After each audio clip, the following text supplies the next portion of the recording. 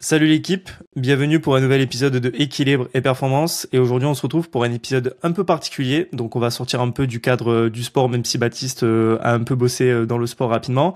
Et aussi au niveau du développement personnel pour parler aujourd'hui, on va dire, d'un sujet qui nous concerne un peu tous au niveau de l'influence, notamment aussi un peu tout ce qui est, mécanisme un peu psychique qui se déclenche dans nos cerveaux, notamment sur nos décisions d'achat.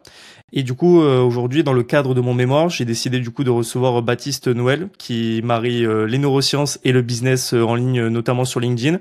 Donc, on va pouvoir quand même rester un peu sur la partie entrepreneuriat, mais avec aussi une partie neurosciences pour justement vous donner, on va dire, quelques informations concernant un peu qu'est-ce qui se passe dans notre cerveau quand justement on achète, que ça soit un produit physique, un produit digital, une formation en ligne ou quoi que ce soit. Comment certains marketeurs ou influenceurs arrivent à indirectement, on va dire, nous influencer pour acheter leurs produits ou même tout simplement une marque qui veut nous faire acheter je sais pas, une canette comme Coca-Cola. Il y a des choses qui se passent dans nos cerveaux et dans nos comportements, et du coup ils mettent en place certaines techniques pour tout simplement faire vendre. Il y a des choses éthiques, des choses un peu moins éthiques, et le but ça va être un peu de parler de tous ces sujets-là avec Baptiste Noël. Du coup déjà Baptiste, merci d'être arrivé sur le podcast, et je te souhaite la bienvenue. Donc si tu veux te présenter, c'est avec plaisir. Eh ben, merci Tony, merci pour cette introduction riche autour des neurosciences. Pour me présenter, j'aime bien commencer par un peu les prémices, ce qui m'a amené finalement à faire tout ce que je fais aujourd'hui. Il faut savoir que très rapidement, en fait, si tu veux, dans ma vie, je me suis rendu compte que j'étais pas, on va dire, le cheval favori de l'écurie. Pour te faire un résumé, j'avais des skills négatifs dans tout. Il n'y avait pas un domaine où j'étais spécialement bon. J'étais même particulièrement mauvais dans tout. Vraiment, sur la partie intelligence, la partie physique, la partie relationnelle, j'étais éclaté dans tous les domaines, tu vois. Pour te donner une allégorie, tu vois, genre c'est comme quand je sais pas si t'as fait un peu des jeux vidéo, RPG, etc. Tu vois, genre tu commences ta partie, tu choisis l'elfe, le nain, le gobelin, le truc, le machin, et tous les personnages, en fait, ils ont tous, on va dire, des aptitudes plus ou moins hautes et compensées par des aptitudes aussi basses. Donc, globalement, ils ont tous un avantage sur certains points par rapport à d'autres. Le nain, il est pas particulièrement intelligent, mais à côté de ça, il encaisse les coups, il peut prendre des claques, tu vois. Et le truc, c'est que moi, mon personnage, en début de jeu, pour te faire l'allégorie, c'est comme si t'avais le perso le plus éclaté, le petit gnome, avec tous les points en négatif, tu vois. Donc, quand tu commences la vie avec aussi peu de facilité, entre guillemets, tu comprends que très rapidement, soit tu t'adaptes extrêmement vite, soit tu te fais bouffer par la vie, soit tu meurs, quoi. Ouais, Donc ça. là, en fait, j'ai passé 20 ans à subir et prendre des claques et essayer de chercher des solutions, des stratégies, etc. J'en ai chié pendant plus de 20 ans. Et un jour, en fait, j'ai capté que ce qu'il fallait que je fasse pour justement sortir de cet abîme et monter en expérience plus rapidement que les autres, parce que j'avais un retard sur tout le monde, c'était de changer mon environnement de sorte à qu'il devienne suffisamment chaotique pour me contraindre à m'adapter.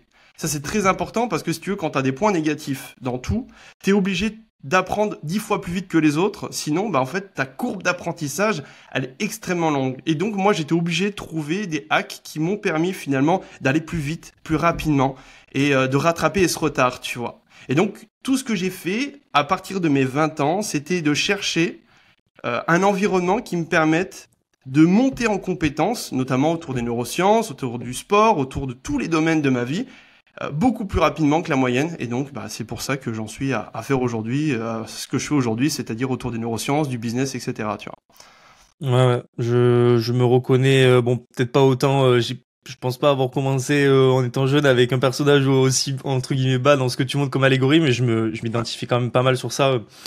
On a tous des forces et des faiblesses, et moi j'avais certaines forces, tu vois, dans le sens où j'étais très adaptable très rapidement, tu vois, vois. dans n'importe quel environnement, et ma force c'était de travailler un peu plus que les autres, pas non plus 10 fois plus, tu vois, même si à un moment donné il faut y aller, surtout dans le business.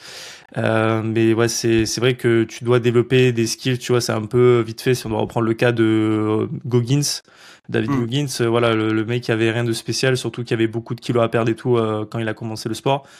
Et il fallait push pour juste arriver à un niveau acceptable, et ensuite garder cette habitude, ce mindset et cette discipline pour aller chercher un niveau que très peu de personnes dans le monde peuvent atteindre. Donc je comprends totalement un peu voilà, ta vision par rapport à ça, et je m'identifie quand même pas mal à ça.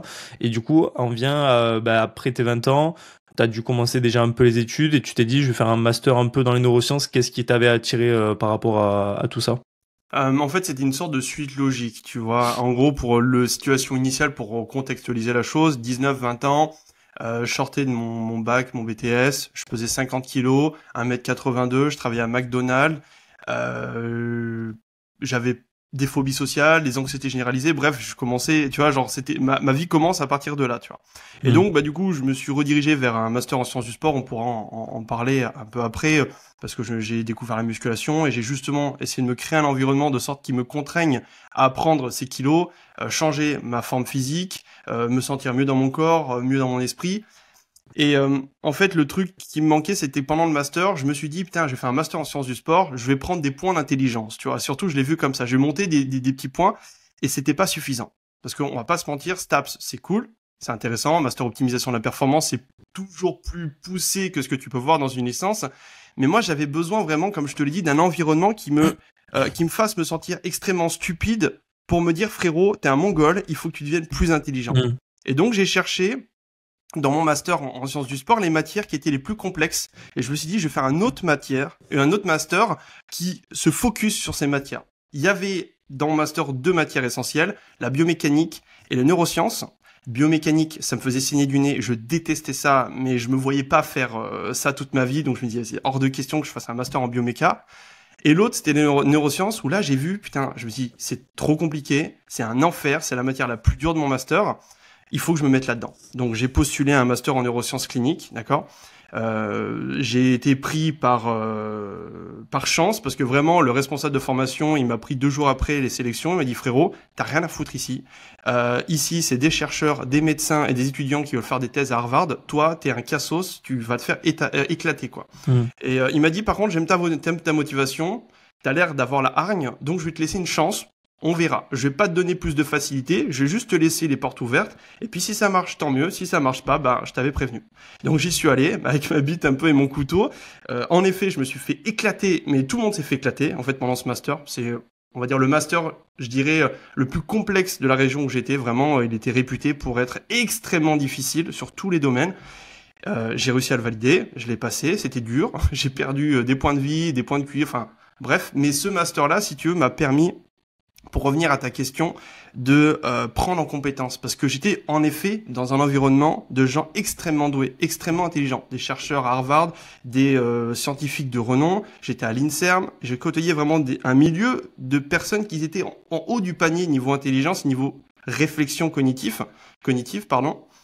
Et donc, bah forcément, bah quand tu es dans ce milieu-là, ça te pousse à réfléchir différemment. Ça te pousse à mettre en place des stratégies pour devenir meilleur et aller plus vite dans tes process de décision, etc. Tu vois.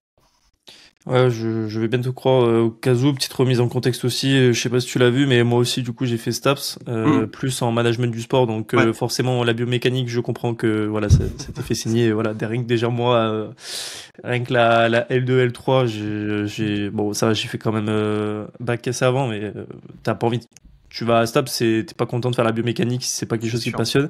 Ouais. Et c'est vrai que dès qu'on était parti un peu sur la partie neurosciences, notamment un peu l'étude du cerveau, cortex préfrontal, etc., c'est technique, mais c'est très stimulant intellectuellement de découvrir en fait comment fonctionne, surtout après qu'est-ce qui se déclenche chez les sportifs de haut niveau, quelles zones sont travaillées. Je crois qu'il y avait une certaine zone qui est rattachée à la discipline, tu vois, dans le cerveau, qui grossit et qui montre du coup les personnes, on va dire, disciplinées, qu'elles développent cette petite partie du cerveau. Donc vraiment, c'est des sujets hyper intéressants. Et du coup, ouais, si je capte bien, t'as aussi du coup un peu travaillé dans un club de rugby, si je dis pas de bêtises, un truc comme ça. Enfin, il y avait quelque chose comme ça, non? Ouais, voilà. Ouais, carrément. Bah, ça fait partie d'un autre challenge. Je me suis inscrit. Enfin, j'ai fait prépa physique. Je sais pas, tu connais un peu la région toulousaine ou pas du tout? Pas la région, mais je connais un peu le stade toulousain et tout. J'ai fait du rugby pendant plusieurs années. Ouais, il y a 2 gros centres à Toulouse. Il y a le stade toulousain et le TO13. TO13, rugby à 13, mais du coup, ils sont en championship, donc niveau international. Je me suis mis dans le TO13.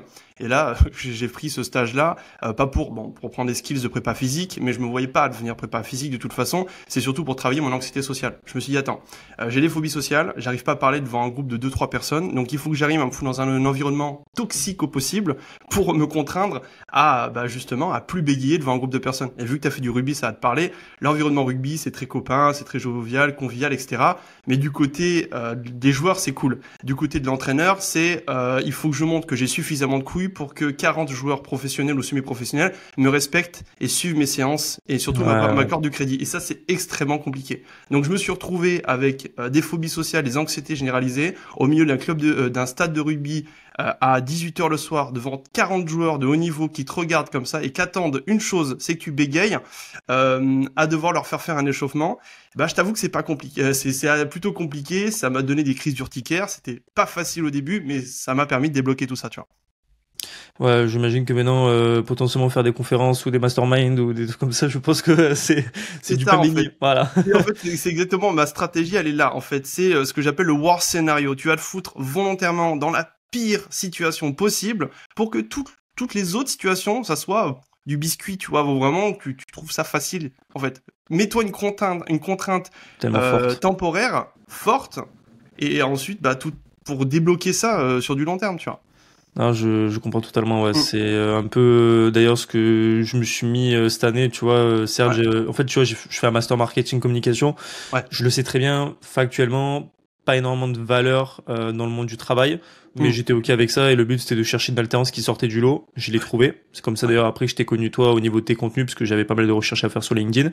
Tu vois, sans cette alternance, effet cumulé, je t'aurais pas trouvé toi. J'aurais pas eu un patron aussi gentil et bienveillant qui m'aurait laissé faire mon podcast et m'aider au niveau des outils, de la façon de faire et tout, et de se pousser. Et là, tu vois, pareil, je vais quitter mon appartement à Montpellier pour certes retourner chez les parents, mais pour me forcer à voyager, à partir, à ouvrir mon esprit, à sortir de ma zone de confort. Et comme tu l'as dit, tu vois, là, je sors d'un marathon, ça me fait plus peur de faire une petite séance de 5 kilomètres, tu vois. C'est mentalement d'en bouffer tous les dimanches du 20-25 bornes. Tu peux pas revenir à un stade où ça te fait peur de faire 10 kilomètres, alors qu'il y a un an c'était une phobie, tu vois. Enfin moi il y a un an il y a un an et demi, ouais, je pouvais à peine commencer à courir, que je boitais encore de ma blessure. Et là maintenant genre je peux voler, tu vois. Et c'est le fait de se mettre toujours dans de l'inconfort qui fait que t'apprends à te connaître, et que maintenant les situations d'après, qu'elles soient aussi forte, que ça soit aussi pire ou moins pire, en fait tu peux quand même t'en sortir, tu vois. Alors que si tu débloques un nouveau stade, là il faut que ton corps ait le temps, ton cerveau il ait le temps un peu de faire sa plasticité, on va dire, cérébrale, tu vois. Et ensuite tu peux aller chercher, on va dire, des seuils assez importants, quoi. Ouais, clairement. Donc ouais, écoute, très intéressant, on va dire, cette mise en contexte. Et du coup, pour faire un peu le parallèle après avec mes questions, pourquoi tu t'es dit j'arrête de bosser dans une structure, je me mets à mon compte et je lis du coup les neurosciences dans un business de type on va dire prestation de service, peut-être consulting un peu, surtout dans la niche de LinkedIn.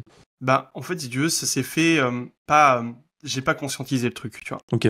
Ça s'est fait par opportunité, par modulation. Tu vois, toute notre vie, en fait, on est plastique, tu vois, en fluide, et du coup, en fait, ce que tu fais à un événement à un instant T, ça va amener à changer au fur et à mesure du temps, tu vois. C'est ça que j'aime dans la vie, c'est que rien n'est figé. Et donc, en fait, à la fin de mon master en neurosciences, j'avais deux possibilités. C'est soit de partir sur une thèse en neurosciences, soit de me lancer dans l'entrepreneuriat, parce que de toute façon, toute ma vie, j'ai fait des travails à l'usine, à McDonald's, etc. Je ne voyais pas travailler pour le compte de quelqu'un d'autre, c'était hors de question, tu vois, de rebosser, même n'importe où. Je ne me voyais pas bosser dans n'importe quelle boîte, déjà parce que je suis extrêmement mauvais. Je dois être le pire employé de la planète, tu vois. Et en plus parce que en fait, je me lève le matin, j'ai la boule au ventre, c'est hors de question. Donc je me suis dit, tu sais quoi, je vais me bâtir ma liberté et je vais essayer de me créer une sorte de vie mémorable et unique, tu vois. Le truc, c'est que désillusion complète au début, t'arrives dans l'entrepreneuriat, je pense que tu as dû le voir aussi. Entreprendre entre ce qu'on te dit sur le papier et la réalité, c'est juste qu'entre-temps, tu prends des claques. Beaucoup de claques. Et moi, pendant 2 ans, j'ai passé 2 ans à me manger des baffes sur des baffes, sur des baffes, sur des baffes, tester des business, puis arrêter, puis relancer d'autres business, puis arrêter, puis lancer, et ainsi de suite. J'ai fait que ça. Donc, au début, j'étais dans le sport, ensuite dans le biohacking, ensuite dans la productivité, après sur des conseils business, après sur des accompagnements LinkedIn, après sur des accompagnements neurosciences, et petit à petit, en fait, tu vois, à force de prendre des baffes, ça m'a permis d'affiner, on va dire, le parcours et de ce que je fais aujourd'hui, tu vois. Ok. Et du coup, maintenant, concrètement, aujourd'hui, genre, on va dire, t'as pas eu un genre de switch pour passer, ben voilà, de master neurosciences avec un stage dans un club, on va dire, toulousain, à Mm. monter, du coup, un certain accélérateur business par le système des neurosciences. Tu vois, est-ce que t'as eu un déclic sur une expérience ou, ben, comme tu l'as dit, genre, ça s'est fait de manière naturelle et ça a affiné petit à petit et quelles ont été un peu les opportunités que t'as vues là-dedans, surtout, vu que tu m'as parlé Bah, c'est sûr. d'opportunités. Ouais, c'est exactement ça. C'est-à-dire qu'il y a une partie d'opportunité et une partie aussi de mon expertise. C'est-à-dire que quand j'étais sur la notion de productivité et que j'aidais les entreprises et les entrepreneurs à gagner leur temps, j'étais sur un marché dit non awareness. Du moins, c'était trop tôt. C'est-à-dire que les gens prennent conscience qu'il faut être productif et efficace quand ils font déjà un certain niveau de chiffre d'affaires, ils ont un certain niveau dans leur business et souvent, c'est des domaines qu'ils ont déjà investigués par eux-mêmes, tu vois. Donc en gros, globalement, j'étais un peu en décalage sur ça, et donc j'étais obligé de mon côté de me dire, attends, j'ai des compétences en neurosciences, j'ai des compétences dans le business, parce que ça fait comme 5 ou 6 ans que je fais ça et que je me rétame, et donc je sais ce qui marche pas. Comment je peux actuellement répondre à un problème de fond et aider, en fait, si tu veux, les entrepreneurs, déjà aider une cible, entre guillemets, à débloquer des problèmes grâce à mes compétences. Tu vois. C'est surtout comme ça que j'ai réfléchi. Et je me dis en ce moment, LinkedIn, c'est, on va dire, la place forte où il faut être en 2025. Tout le monde va sur LinkedIn. C'est vraiment l'endroit où tu peux faire du business très facilement en partant de zéro et surtout sans forcément besoin de mettre beaucoup d'efforts et de réflexion, tu vois quand tu as les bonnes stratégies. Donc je me suis dit, c'est quoi? Je vais justement me mettre dessus et aider justement les entrepreneurs, solopreneurs à prendre leur place sur LinkedIn et profiter de ce réseau social et de cette opportunité qui est complètement incroyable en 2025. Parce que pour moi, c'est vraiment le YouTube de 2012, quoi. Ouais, c'est bon après je suis pas assez LinkedIn, tu vois, même si Mm. je check un peu. Ouais. Je comprends vraiment l'opportunité. Après j'ai encore un peu du mal sur ce réseau social, notamment un peu tu sais le côté professionnel. Moi je suis un peu j'adore la niche du sport, donc je vais pas me dire directement que je vais parler avec des professionnels et avoir un peu enfin des professionnels du sport et du coup avoir un peu ce qu'on appelle ça cette façon, ce vocabulaire à parler avec eux, tu vois, de manière assez simple. J'ai l'impression que Mm. tu vois, t'as encore un peu le côté soutenu, même si on tend vers un peu plus, on va dire, de Ouais. liberté d'expression sur LinkedIn.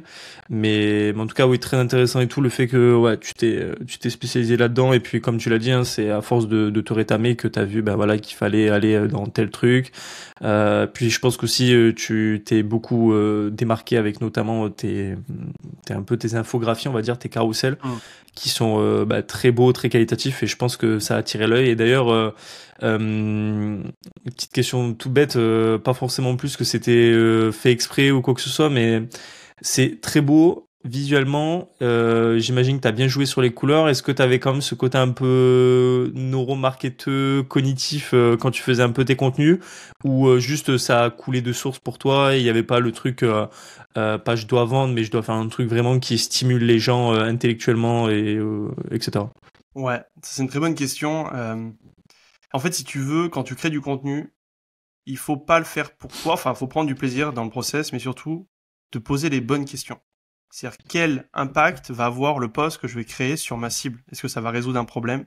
Comment va être vu le visuel? Comment ça va être perçu, etc., etc.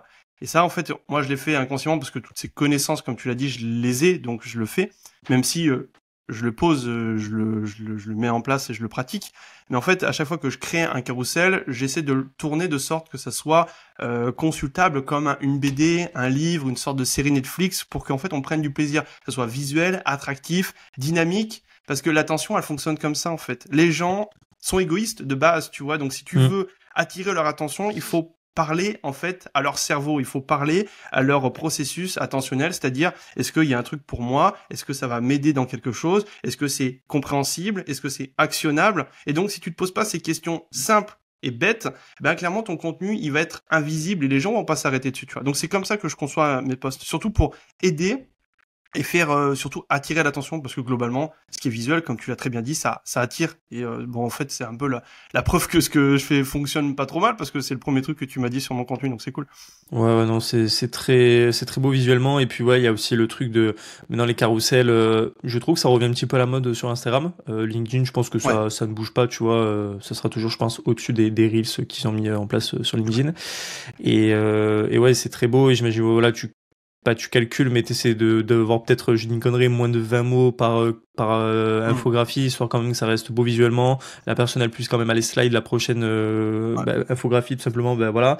Et comme tu le dis, bah, c'est un peu le truc, je pense que, même moi, au début, tu vois, j'avais un peu du mal, mais au fond, il faut l'être, et c'est pour ça qu'après, il faut que tu trouves exactement bah, ce que tu as envie de faire pour tellement donner gratuitement, avoir le plaisir de donner, qu'à un moment donné, tu recevras. Et des fois, il y en a, ils pensent directement qu'ils doivent donner et recevoir, alors que malheureusement, ça fonctionne pas comme ça. Il faut, si tu as envie de recevoir beaucoup après, même il faut quand même avoir un sujet, des choses à dire qui te font plaisir à donner et que genre tu t'attends pas à quelque chose en retour à l'instant C'est T, ça, quoi. exactement. En fait, t'as résumé globalement comment on fait du business en 2025, donner sans vouloir et attendre de recevoir, tu vois.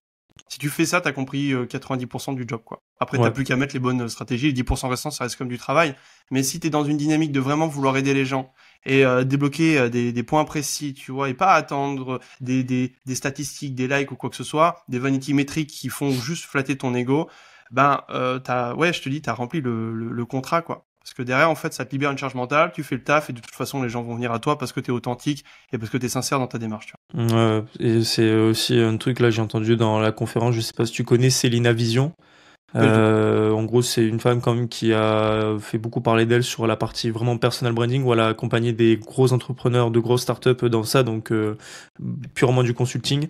Et elle disait que tout ce qui est business, création de contenu, c'est en général 20% de stratégie, 80% d'intensité. Et il faut que les gens sentent cette intensité que tu amènes dans les posts. Ouais. Sinon, on part vite sur le truc bah, que tu donnes. Moi, je l'ai fait sur certains posts, tu vois, genre je les ai postés parce que je suis pas quelqu'un de très perfectionniste. Je fonce pas mal. Ouais. Je suis actionnable. Et du coup, il y avait certains posts où j'étais pas très content parce que j'ai l'impression de pas vraiment apporter quelque chose de, même moi, ça me parlait pas trop.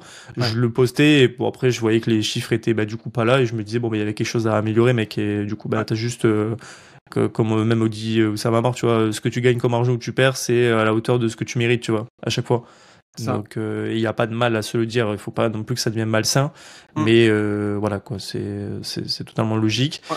Et du coup ouais, ma petite première on va dire question pour toi, c'est si tu devais résumer on va dire en une deux phrases, qu'est-ce que c'est on va dire le neuromarketing pour les gens qui s'y connaissent pas sur ça, et si tu as un exemple tout bête d'une pub qu'on voit souvent à la télé et comment on pourrait le définir par rapport à ça quoi. Ouais. Alors attends, j'essaie de réfléchir à comment l'amener de sorte que ça soit googlisé au maximum pour que Ouais, les c'est gens. ça, ouais. C'est ça le truc, parce que tu parles de neurosciences, mais derrière à côté de ça, il y a beaucoup de gens qui captent pas ce que c'est et comment l'amener. Ça c'est, on en parlera après, mais c'est pareil quand tu parles de ton expertise, il faut faire en sorte que un gamin de 10 ans puisse comprendre ce que tu dis. Sinon, ça n'a pas de sens. Sinon, t'es compris que par des gens de ta niche et qui sont, on va dire, experts dans ton domaine.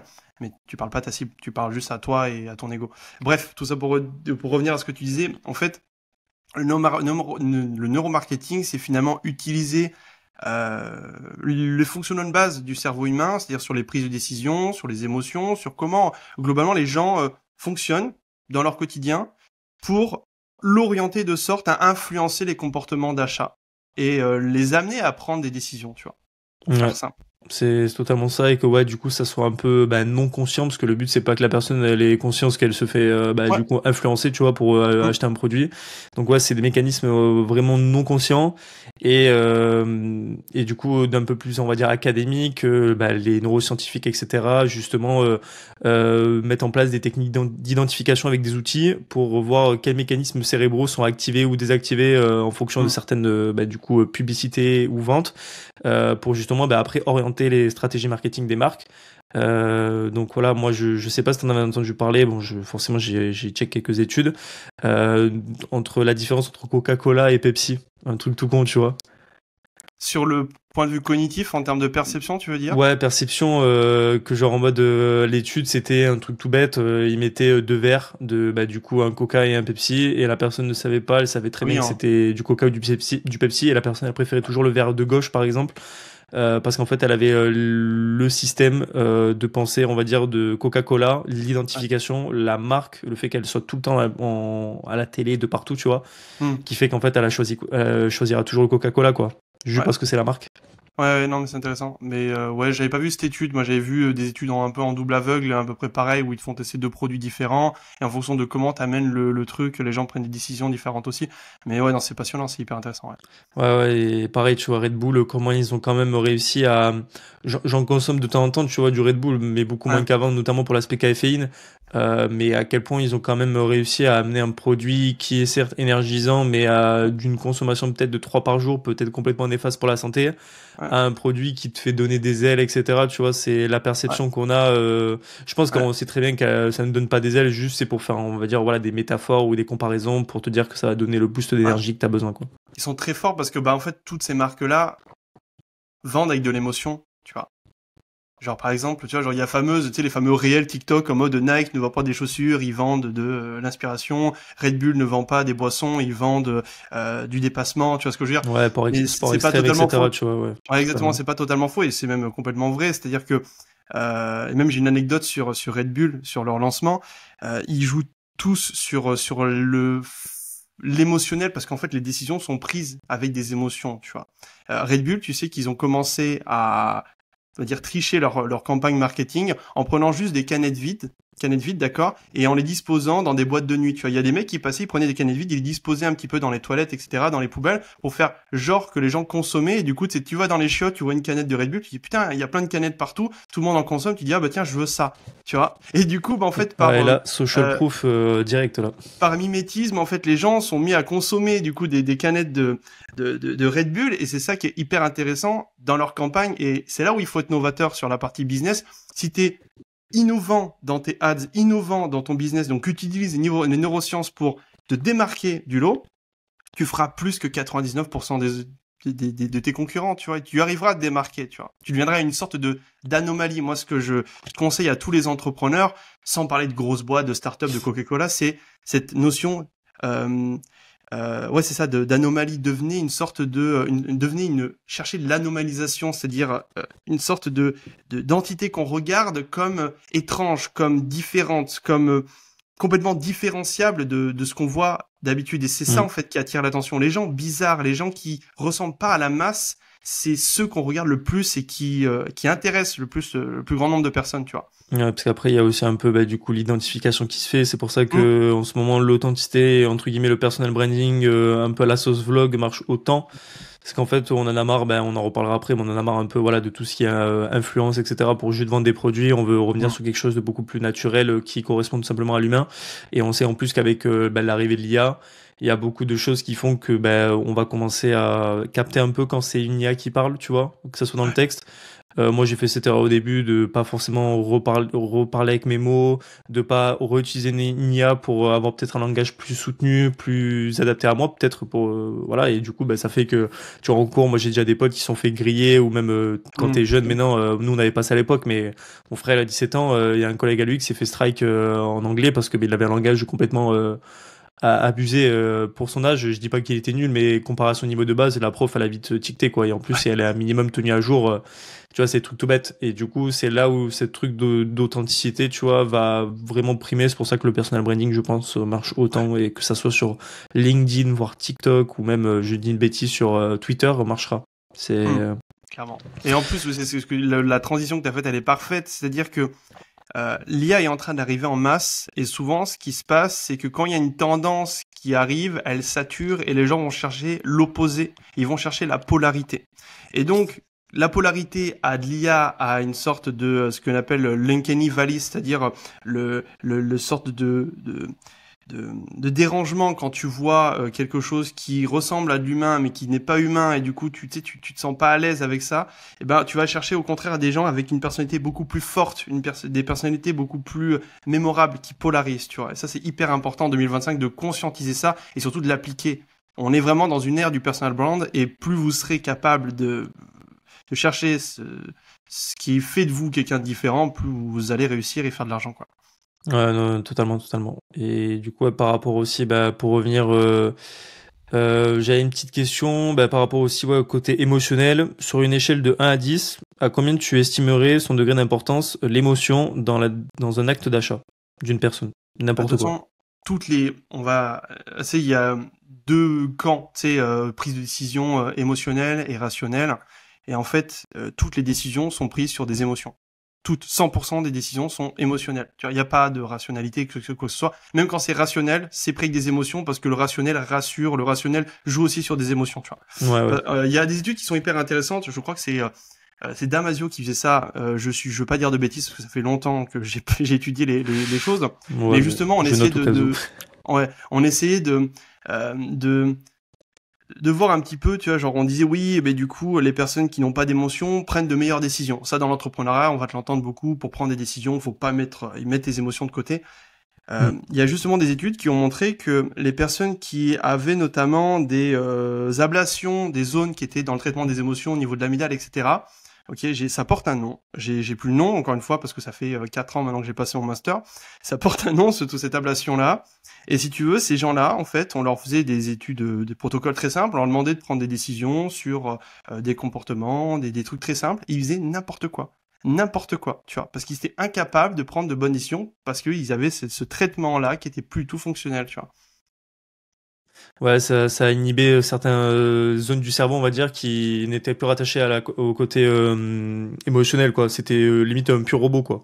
En fait, il faut que tu vois ton cerveau. Tu sais, on a tendance à dire, tu sais, avec les fameux nomenclatures de Broca. Tu sais, genre en gros, Broca, t'as l'air qui est là, l'air qui est là, qui s'occupe de ça, le cortex frontal qui s'occupe des décisions. Et en fait, ça fonctionne pas vraiment comme ça.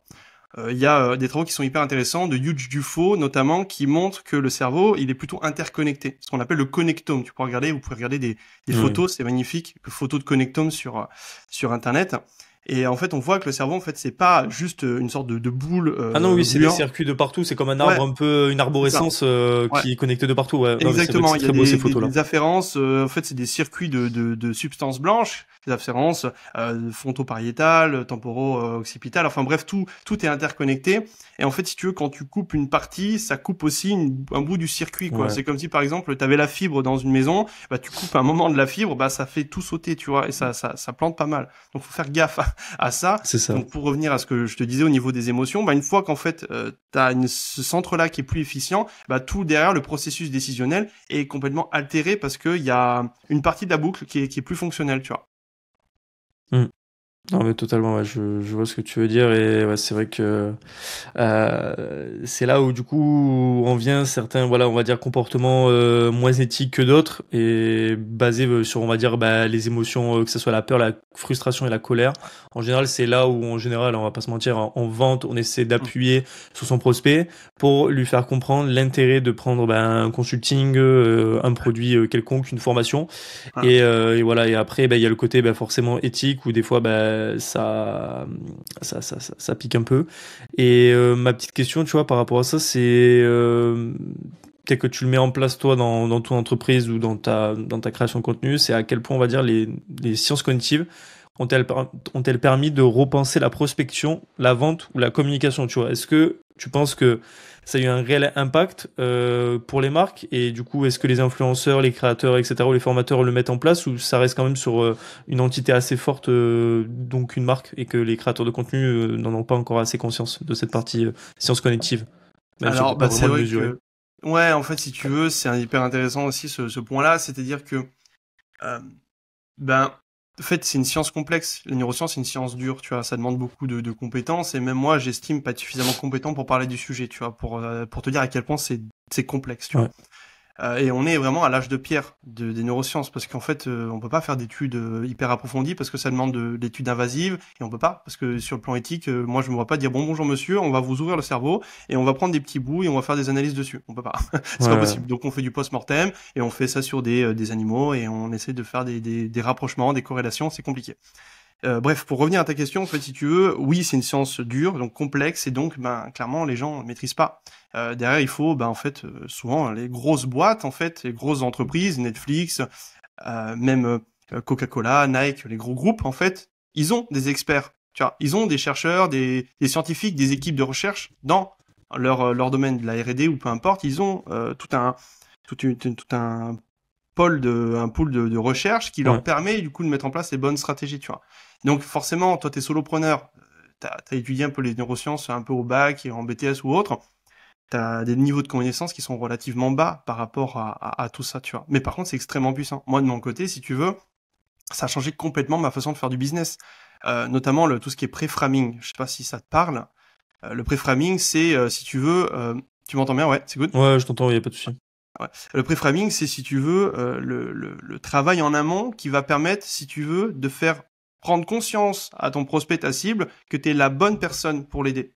Et donc, ça passe par tout un process d'achat qui passe par l'optimisation de ton profil LinkedIn avec des insights clairs. Moi, c'est ce que je fais avec tous mes clients. C'est-à-dire que la première chose qu'on fait, c'est on se positionne sur le profil. On se dit, OK, là, sur le plan neurosciences, moi, je suis prospect, je viens sur ton profil, il y a ça qui me dérange, ça qui me dérange, ça qui me dérange, faut que tu changes ce mot-là, ce mot-là, ce mot-là, ce mot-là, pour que je sois pleinement conscient qu'il faut que j'achète chez toi. Okay. Ensuite, on va voir le funnel et on va aussi revoir le process là. Ensuite, on va voir la création de contenu qui va permettre de prendre les bonnes décisions. Ensuite, on va prendre tout, en fait, tout est revu au point par point, de sorte que quand tu as une personne au téléphone avec toi, elle est consciente qu'elle a un problème et elle sait que tu es la meilleure personne pour l'aider à résoudre cette problématique.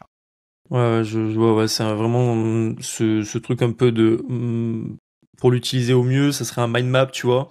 Et justement, genre, tu fais ça, t'as une objection potentielle du client, que des fois même tu peux essayer de générer avec l'IA et tu fais une estimation, une hypothèse d'une objection que tu essaies de contrer par peut-être comme tu l'as dit, de changer un mot, changer une phrase ou un bloc dans un tunnel de vente pour pousser à la décision, ou encore mieux, bon c'est plus complexe, mais là par contre c'est plus de la pratique selon moi, c'est quand tu veux justement entre guillemets closer dans un appel, c'est d'avoir assez, on va dire, de fait d'appel pour comprendre un peu forcément les objections de la personne et pas juste lire un PDF pour contrer les objections que tu avais anticipées, mais t'anticipes jamais vraiment tout, tu vois. Le but c'est de faire quelque chose d'assez clean pour que la personne elle sente que tu peux justement elle peut te faire confiance, quoi. Et si ton pré-framing il est bon, tu vois, c'est ce que je mets en place, je dis avec tous mes clients, si ton pré-framing il est bon, normalement t'es pas censé avoir d'objection.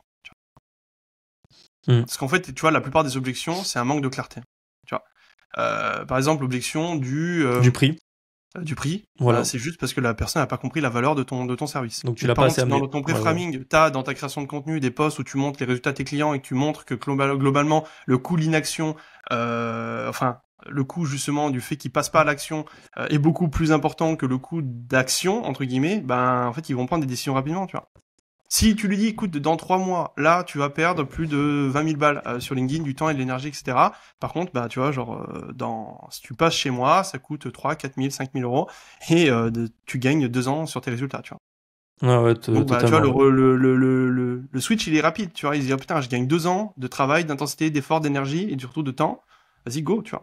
Ah ouais, je vois ce que tu veux dire, parce que tu vois, c'est un truc tout bête. J'ai eu un gars que j'ai eu sur le podcast et après, il a pas essayé de me convertir en client, mais un petit peu, genre, il voulait vraiment m'aider. Et c'est lui qui m'avait dit, il m'avait donné gratuitement le fait de, voilà, quoi, Tony, te concentre pas que sur le podcast. Moi, j'en ai un. Regarde le chiffre que je fais. Par contre, ça m'aide, ça me génère du trafic pour mes business. Mais c'est parce que j'ai pensé ça comme ça, mais le podcast en lui-même ne me ramène aucun partenariat parce que j'en ai pas, et parce que sur YouTube ça paye mal. Enfin, ça paye pas tout court parce que c'est comme ça. Et du coup, c'est vrai qu'il m'avait vendu un peu son accompagnement à 4 chiffres, tu vois. Et en plus, je suis étudiant, donc j'ai pas la facilité de payer. Et j'ai trouvé que c'est pas limite, il m'aurait complété ça avec un tunnel de vente, tu vois, mais j'aurais peut-être apprécié un peu le côté, genre, ces personnes ont eu des résultats parce qu'il m'a dit, ouais, moi, voilà, ça me coûte 3600, je vais te faire gagner 5000 en tant de temps. Certes, c'est ok, mais est-ce qu'il y a eu le témoignage? Est-ce que tu as 2-3 témoignages assez intéressants avec des profils où je peux m'identifier, des personnes plus ou moins comme moi? C'est pas non plus des monstres, qui avaient juste un peu ce côté accélérateur amené pour justement que je signe avec toi, tu vois. Il a pas eu ce truc-là, et même s'il voulait le faire un peu à la mano, il pensait que c'était assez humain comme ça. Des fois, c'est vrai que t'as besoin un peu quand même de confirmation et de social proof. Encore une fois, c'est toujours pareil. Hein. C'est la décision, de toute façon, c'est une balance. Moi, j'aime bien jouer ça comme ça. Tu vois, t'es avec un prospect, tu vois, t'as une balance. Et en fait, il y a une balance où, tu vois, genre, c'est j'achète pas, j'achète, tu vois. Et tout au long de l'appel, c'est j'achète. Tu vois, tu vas changer la tendance petit à petit. Et il y a des moments où tu vois, je le vois avec des prospects où les mecs disent, je dois réfléchir, c'est que la balance, elle est fébrile. Elle est comme ça, il leur manque un tout petit poids dans l'autre balance pour complètement inverser la tendance, tu vois. Et souvent, des preuves sociales, ça joue vraiment, tu vois. Ou même l'assurance. Simplement de l'assurance. Si t'as foi en ton produit, nous on sait que clairement sur LinkedIn on est les meilleurs. On a créé le meilleur accompagnement, le plus complet possible pour aider justement les solopreneurs à dépasser le cap des 5 000 euros par mois. Et je suis persuadé que tu trouveras pas mieux sur le marché, tu vois. Et le fait d'avoir cette garantie et d'être sûr de toi, et après avoir évidemment des preuves sociales, parce que tu peux être sûr de toi et pas avoir des preuves sociales. Si t'as des preuves sociales, t'as de l'assurance, tu sais ce que tu dis, et en plus t'as une expertise et que tu donnes de la valeur, les gens vont venir chez toi, tu vois. et t'auras pas besoin de forcer et d'essayer de vendre quoi que ce soit, tu vois. Ouais, non, mais totalement. Mm. Je comprends et d'où aussi un peu le fait, bah, forcément, de faire du storytelling. Ouais. C'est quand même quelque chose, on va dire, de pas mal. Il y a différentes formes de storytelling qu'on a pu voir, enfin, que j'ai pu voir sur différentes plateformes. Tu vois, le storytelling LinkedIn est différent forcément du storytelling YouTube et encore plus différent du storytelling Instagram. Et toi, petite question, parce que forcément, je vais en parler dans mon mémoire, parce que pour moi, c'est à l'ère comme le personal branding, tu vois. C'est le storytelling, pardon, d'une marque ou d'un créateur de contenu ou quoi que ce soit. Qu'est-ce que c'est le storytelling qui fonctionne et qu'est-ce que c'est qu'un storytelling, on va dire, qui manipule? Comment on pourrait faire, on va dire, je sais elle est minime, hein, cette petite différenciation. Mais s'il y a des choses, on va dire, que tu pourrais voir, qui pourraient t'alerter, on va dire. Comment dire, en Ou gros, ta question, c'est de savoir si on nous prend pour des cons ou pas, c'est ça? ouais, grosso modo, ouais. Mais du coup, à quel degré, on va dire, tu peux faire la différence, tu vois? Quand tu vois un post, t'as des intuitions, souvent. Ouais, mais maintenant j'en ai trop moi parce que j'ai tellement accepté d'en bouffer que Ouais, maintenant je vois en fait j'ai trop le côté market maintenant. C'est ouais, horrible. Tu vois vraiment quand ouais. t'es plus consommateur, genre je Mm. vois un gars par exemple tu vois je pourrais te voir toi sur LinkedIn, Ouais. je pourrais être assez détaché de ton contenu niveau émotionnel et je vais aller directement pas t'attaquer positivement ou négativement mais je vais aller analyser qu'est-ce qui est positif ou négatif dans ton post, tu vois. Ouais, Et les ok. gens ils ont pas forcément cette chose-là et d'ailleurs Ouais. c'est pas tant mieux mais parce que sinon quand ça serait En plus fait, le même si tu marché. veux, encore une fois, je pense que ça ressort du... C'est super compliqué, tu vois. Hmm. C'est super compliqué de détecter le vrai du faux. De toute façon, le storytelling, je dirais, par essence, et l'entrepreneuriat même, c'est une pièce de théâtre, tu vois. Il y a personne qui dit la vérité dans l'entrepreneuriat. En fait, il faut juste l'accepter et comprendre qu'en fait, c'est une grande scène, tu vois. Il y a des acteurs qui sont plus ou moins bons, qui font plus ou moins forcer les traits de leur caractère et jouent plus ou moins les émotions. Mais Hmm. tout le monde est là pour jouer un rôle, en fait, tu vois. Et ça, c'est hyper important de le conscientiser quand tu sais, bah, tu te détaches un petit peu de ça, tu vois. Alors oui, il y a des mecs qui vont, en effet, te raconter, pour moi, pour répondre à ta question, un truc qui ressort très vite, c'est le fameux parcours du héros classique. J'ai eu une vie difficile, ma maman m'achetait pas à manger et je mangeais des cailloux à Noël. Et ensuite, j'ai eu un déclic et mon chien est mort et ça m'a permis de devenir entrepreneur. Et maintenant, ma seule ambition, c'est d'aider des centaines de milliers d'entrepreneurs à faire de l'argent parce que j'estime que c'est important que les autres aillent machin. De toute façon, quand tu t'entends ce genre de discours, c'est du bullshit dans le sens où dès qu'il y a quelqu'un qui te dit ce que je fais c'est pour les autres, ça s'appelle se foutre de la gueule du monde. On est des êtres égoïstes. 99% de tes actions au quotidien sont centrées sur toi, ton besoin, et pas sur les besoins des autres. Alors, pour ta famille, c'est différent, mais quelqu'un qui dit « je me suis lancé dans l'entrepreneuriat pour sauver des vies et changer des vies », c'est du foutage de gueule. C'est parce que soit ça t'apporte une sorte de légitimité et une sorte de satisfaction personnelle d'aider les autres et donc ça te renforce ton ethos et ton bien-être, tu vois. Il y a toujours un truc derrière, un truc qui est purement égoïste. Et là, les gens, en fait, sont pas à l'aise avec ça, tu vois. Sont pas à l'aise avec le fait de penser à leur gueule, tu vois. Et donc, dans l'entrepreneuriat, tu vois beaucoup de mecs qui racontent du vent. Et les gens qui portent leurs couilles et qui disent sincèrement que en fait ce qu'ils font c'est pas pour aider des millions de personnes mais c'est peut-être un pur ego. Par exemple moi tu vois genre typiquement ce que je fais dans l'entrepreneuriat c'est parce que j'ai tellement galéré en tant qu'entrepreneur que je vais donner suffisamment de ressources pour aider des moi du passé, tu vois. Et donc en gros je me dis bah voilà, si dans le passé j'étais tombé sur un mec comme moi, j'aurais kiffé tomber sur ce contenu donc je donne. Voilà, tac, c'est tout. Donc c'est un besoin de vengeance un petit peu, tu vois, mais c'est encore une fois égoïste, tu vois. Oui, oui, c'est par rapport à toi, tu vois. Ouais, Et puis même en général, tu vois, je dis une bêtise. La fondatrice de Respire, j'ai vu deux trois interviews d'elle. Elle s'est d'abord aidée elle-même. Toujours en fait, on part quand même du constat. Pareil, ouais, t'es coach sportif, tu vois. Moi, genre, je vais lancer un accompagnement dans le coaching. Je ouais, me suis d'abord aidé moi-même dans le sport, la discipline pendant tellement d'années que ouais, genre je veux retranscrire ce que ça m'a apporté ou même une prépa marathon, ce que ça m'a apporté, ouais, ce process de ouais, faire, de préparer une course, c'est pas forcément de la faire. Et ouais, ensuite, je peux aider les autres parce que j'ai vécu ça. Et il y en c'est a ça. malheureusement, et c'est comme ça un peu le côté formateur qui a qui a pété négativement, c'est peut-être la personne a eu 2-3 résultats, elle s'est dit je vais en faire un business de vendre ce résultat, alors que peut-être j'aurais pas duré longtemps, et du coup après peut-être que la formation va pas être si ouf parce que la personne elle aura pas eu assez de qu'on appelle ça, de d'XP, on va dire. Dans cette partie-là, c'est pour ça qu'il y a certaines personnes, on va dire, qui se détachent de tout ça et qui sont forcément au level depuis des années. Tu vois, notamment, même, il y en a, ils peuvent dire ce qu'ils veulent. Yumi Denzel, il est là où il est parce que c'est une des premières personnes qui est arrivée, qui a fait des millions avec ses boutiques e-commerce et qui s'est dit, bon voilà, j'ai fait des millions, ça me saoule peut-être un peu. Je vais aller proposer ça pour aider les gens parce que je sais tout ce qui se passe, et comme ça lui il se tient à jour un petit peu, et peut-être voilà. Tu maîtrises, tu vois, et c'est aussi un moyen de faire de maîtrise. l'argent, tu vois. En fait, c'est même pas même pour aider les autres, c'est juste, bah, tu vois, genre moi c'est pareil, j'ai des compétences qui peuvent aider, qui peuvent aider du monde, mais je me dis, bah c'est un moyen de monétiser mon expertise, tu vois. Et Yomi, clairement, il est l'air clairement légitime. Le mec qui a fait des plusieurs millions dans le business. Frérot, vas-y, régale-nous avec ton savoir, parce que t'as plus de savoir que nous, tu vois. Ouais, puis c'est toujours les gens, en fait, ils ont pas compris, et j'espère un jour ils comprendront, c'est que malheureusement l'école en ce moment c'est un peu compliqué pour certaines on va dire structures de métier, et il faut pas oublier qu'en fait un métier c'est découvert par savoir, par XP, etc. Et après ils se sont dit on va créer une école, on va créer un BTS pour ce métier, parce qu'en fait on a rencontré des personnes qui ont une certaine méthodologie, une certaine façon de faire pour apprendre ce métier, et du coup on a découlé, on va dire, l'école, tu vois. Certes ça a répondu à un besoin d'industrialisation à l'époque, mais c'est comme ça que tu crées les nouveaux métiers, tu vois. Les métiers de l'IA, comment tu les sors? Tu les sors par des développeurs, ensuite par des autres personnes qui ont compris le développeur, et ensuite tu mixes les deux, et tu retrouves des personnes qui arrivent à te parler d'IA et à te le démocratiser comme un gosse de 10 ans. C'est pour ça que ChatGPT, tu lui demandes souvent de te parler comme un gosse de 5-10 ans, parce que il y a tellement emmagasiné d'informations par des personnes autant techniques que peu techniques, que il faut que tu te le retranscrives pour comme si t'apprenais à l'école, quoi. Ouais, ça c'est un vrai débat, hein. Moi, tu vois, genre sur l'école, justement, je reviens sur ce que tu disais. Si j'avais vécu, j'étais un peu plus jeune entre guillemets, pas pour parler pour un boomer, pas parler comme un vieux, tu vois, mais si j'avais 10 ans de moins, 15 ans de moins, et que j'étais dans cette phase de réflexion à me dire putain, est-ce qu'il faut que je fasse des études, tu vois, il y a plein de jeunes qui sont paumés, tu vois, et là c'est vraiment un message pour juste tous les gamins qui sont en train de se poser ce genre de questions en mode est-ce qu'il faut que je fasse des études, il faut que j'arrête, est-ce qu'il faut que je lance un business. Clairement, en 2025, le diplôme c'est devenu obsolète, tu vois. Un bac, une licence ou quoi que ce soit. Pour moi, après, c'est que mon point de vue, tu vois, mais avec ChatGPT et avec toutes les connaissances, informations que tu as en ligne, tu peux te bâtir ta vie. C'est ça qui est génial dans la génération dans laquelle on vit. Si t'as pas des objectifs de devenir médecin, chirurgien, de travailler des compétences dures, hein, on va pas se mentir. Ma sœur en neurosciences, il m'a appris tellement de choses. Mais par contre, clairement, si tu veux pas faire de la recherche ou quoi que ce soit, il te sert à que dalle.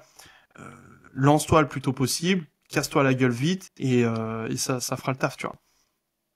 Ouais, totalement. Et en vrai, pour en revenir un peu à cette partie des émotions, est-ce que toi, dans ton expérience, que ce soit en tant que consommateur ou de ce que tu as vu dans le côté vendeur, est-ce que tu penses que c'est plus les émotions négatives, donc la peur, la frustration et la colère, qui sont plus efficaces pour vendre que les émotions positives, donc le fait des résultats que ça pourrait amener, la joie, un résultat physique, un résultat esthétique, la beauté, notamment pour le cosmétique pour les femmes, genre... Qu'est-ce que pour toi, quel est le plus fort, on va dire, en termes d'émotion, du négatif ou du positif pour vendre? Toi, ce qui t'a lancé dans la musculation, c'est quoi? Moi là, c'était, du coup, j'aurais tendance à dire que c'était un peu des deux, dans le sens où dire un peu au revoir à l'ancien moi, donc un peu maigre et pas de confiance en soi, pour accueillir le nouveau avec un meilleur physique, pour du coup on va pas se mentir, au début plaire aux nanas et se sentir un peu plus fort devant la glace, quoi. Ouais. Et là, tout ce que tu décris, c'est de la douleur en fait. Ouais. Donc initialement, en fait, tout repose principalement, on va pas se mentir, notamment sur la partie sportive, sur t'as une douleur initiale qui est suffisamment dure pour que tu aies envie de sortir de cette douleur, et donc tu changes, tu vois. Et donc tu décristallises ta situation actuelle pour aller chercher quelque chose, tu vois. Et ce qui vend le plus, c'est ça en fait. Mettre le doigt sur, t'as vu, là tu te sens pas bien, là t'as ça, ça procure ça, c'est peut-être le moment de changer, tu vois, et de changer d'île, changer d'endroit, tu vois. Donc oui, les émotions négatives entre guillemets, le processus, tu vois, genre les gens sont très binaires, tu vois, genre on parle de Skinner, tu sais, genre par exemple récompense, punition, tu vois, les fameux doubles process cognitifs de prise de décision.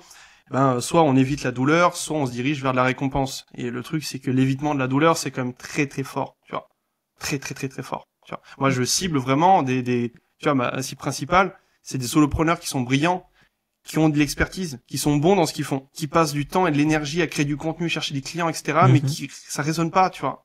C'est comme si les mecs, ils vendent des Lamborghini à des cyclistes, tu vois. Ils passent leur temps à parler et hurler dans une forêt où il y a personne, tu vois, ou hurler sous l'eau pour donner une allégorie encore plus forte. Et donc, en fait, si tu veux, ces mecs-là, ils ont envie, tu vois, de se faire entendre, ils ont envie de se démarquer et aussi faire partie du top des entrepreneurs, se faire inviter sur des podcasts, être écoutés, entendus. Et ben, tu vois, c'est cette cible-là. Et donc, moi, quand je vais communiquer, je vais mettre en avant ces leviers-là parce que je les ai vécus, je les ai ressentis et je sais que ce sera les plus pertinents et qui vont le mieux leur parler pour qu'ils prennent des décisions et qu'ils disent, OK, bah, il faut que j'aille voir Baptiste parce que il me comprend et il peut m'apporter des résultats, tu vois.